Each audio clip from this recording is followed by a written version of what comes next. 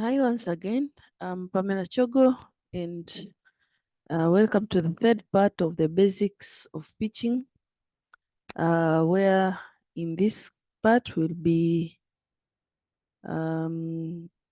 sharing an example or a sample pitch deck. It's actually a pitch deck for my own startup company. So as I said earlier, first you have the cover slide. So this is the cover slide, and this is where I created a story.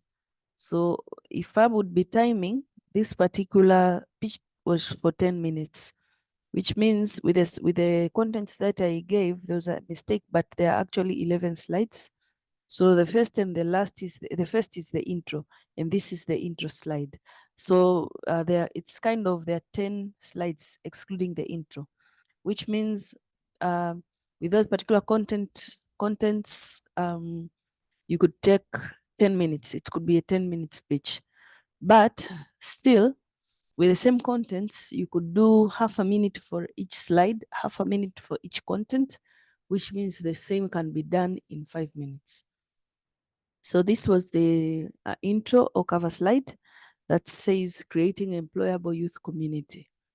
And as I said, you have one statement that describes what you do. In this picture is a picture that was taken in 2014. And these were people who were called for interview. Now, when I did this particular pitch, this was where my story started. And it was about the unemployment rate, and like imagine you're called into an interview, and there are only 3 positions, and this is the number of people that have come. In this particular case, it was 74 people. So this was my intro or the opening slide. And then problem you're solving. So as I mentioned, you need to have statistics. Now for us, we are solving the unemployment problem. So statistics say that 32.5% unemployment rate among higher learning institution graduates. So currently this is the rate. These are statistics for 2021. And if you get the statistics of 2024, it might be higher. So this is the problem. So the unemployment rate is high among higher learning institution graduates, because higher learning institution graduates, that is our target group. And then market opportunity. So for us, as I mentioned, we are focusing on higher learning institution graduates. Now, every year, statistics show that we have around 800,000 to 1 million new graduates. So the total available market for us is 800,000, and then the sum is 28,500. How did I get 28,500? I took 800,000 divided by the number of regions in Tanzania. So approximately every region in Tanzania has 28,500 graduates every year. And then for us now, we are focusing on Arusha, but also as we focus on Arusha, we're not focusing on all graduates. So we've only taken 30%. So our sum is 30% of the 28,500. So it's the 30% of this. And that is how I got 800, 550.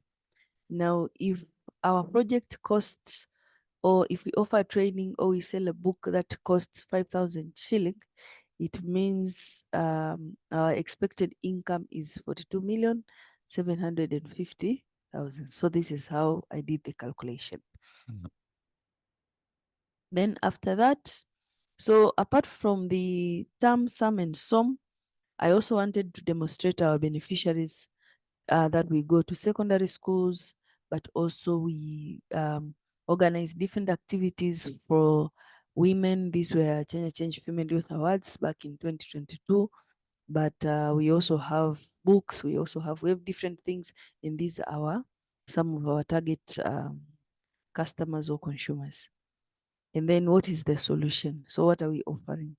So for us, we offer training, we organize events and competitions, we do book publishing, we offer mentorship and coaching, we do advocacy and outreach programs, but we also do research activities. And in all the activities that we do, we have focused on SDG number 4, quality education, SDG number 5, gender equality, and SDG number 8, decent work and economic growth. But this is also the focus we have. We do life skills, career development, and entrepreneurship and innovation support. So in terms of training, in terms of competition, etc. Our business model. So for us, I would say it is also a freemium model. We have so many services that we offer for free, but we also have other services that people have to pay for. We focus on the consumer directly, business to consumer. That is when we go to secondary schools, we go to colleges and universities, but we also have the business to business model where we also serve other organizations. And then we have to have business to government model where sometimes we have products and services that are needed by government institutions or other, government institutions, yes. And then we have the revenue streams. Now, for us, in other social enterprise, we also look at the revenue stream as a sustainability model. So how do you sustain? So we look for sponsors for our events and activities, but we also sell books. So this is one way that we get money. And then we also charge fee for our trainings and events. And then we have, we write proposals to secure grants. We also accept donations from different people that help us sustain our activities. But we also have subscription fee for Chanya Plus, an EdTech platform that we are developing. It is not yet available online. It's still under development, but through this platform, people will be able to access learning materials and they will have to pay a fee. Traction. So currently we have already saved over 5,000 people physically by visiting schools, universities, going to different conferences and activities, doing different presentations. But we also have a YouTube channel where we already have 254 subscribers. And for the videos that we have put on YouTube, we have 2,565 views. And the logos that you see here, these are some of the organizations that we have worked with. As I said, we do business to consumer. So this is where you see we have reached people, individuals, physical, but we have also reached individuals online. But we also do business to business, where you can see there we have worked with Toyota, we have worked with Temi Secondary, we have worked with Muriet, Glami, etc. So this is the part of business to business, but also business to government. As you can see there, we have the Arusha City Council. So at different occasions, we have offered services to the Arusha City Council. Then our team. So for Chanya Change, we have a very, very big team. So for the case of this presentation, these are just some of the members. And here I wanted to show their areas of expertise. So for me, I'm an educator with, okay, so this I did it last year. So now it's 16 years experience. But for the technical part, we have Mr. Christopher James. He's a trainer, but also a developer, and he has so much experience in e-learning. So he's helping us with Chanya Plus, the platform that I said we're building. And then we have Mwinga Hellman, who is a teacher.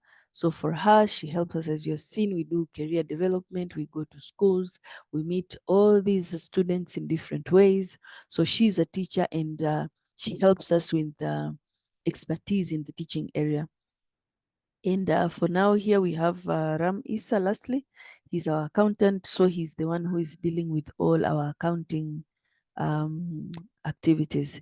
And as you can see, the combination in this particular image, you have both male and female. And this is also something that is very, very important. Your team should have, should be gender sensitive, meaning that it shouldn't be all male or all female. So you should have a good combination.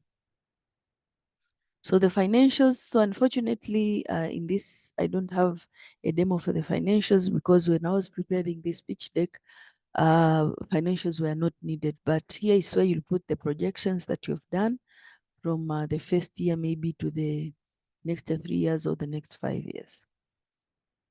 Competition, who are your competitors? As I mentioned, you need to show us your competitors, direct or indirectly.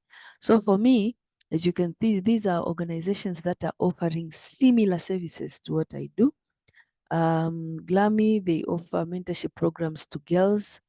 Asante Africa, they offer mentorship programs to students. True Maisha, they offer consultancy services, they offer training. But we also have, there you can see Mr. Joel Nanauka.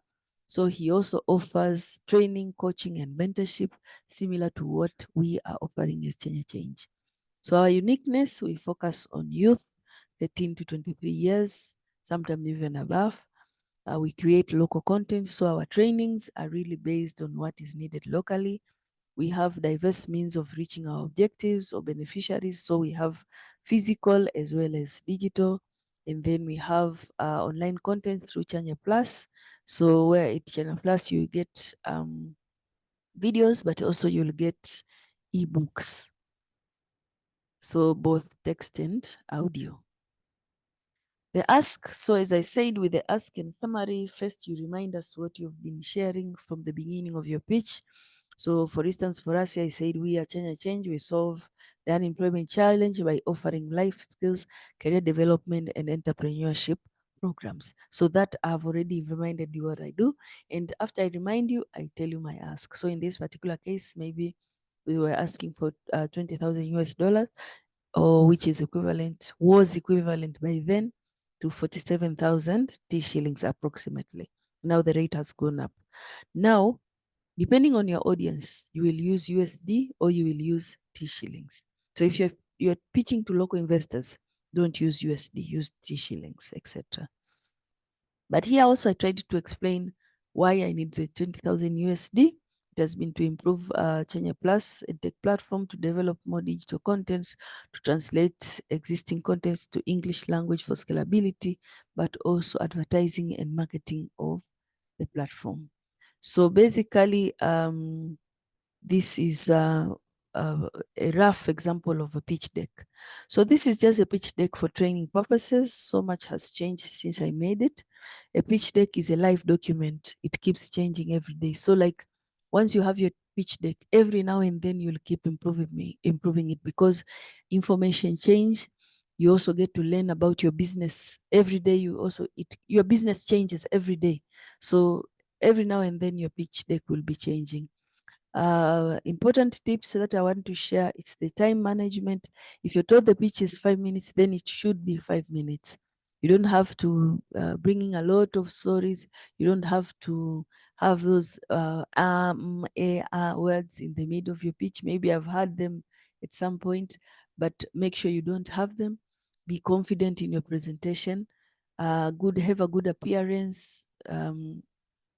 Use language well. I'm not sure what language you're using for your career day presentations, but I always encourage people to use English because you get to practice. So even if you meet an audience that does not use Swahili, then the use of the English language would help you because you have practiced every now and then. So I would say these are the basic pitching skills that I wanted to share with you. I wish you all the best in preparing your pitch, and see you then. Thank you.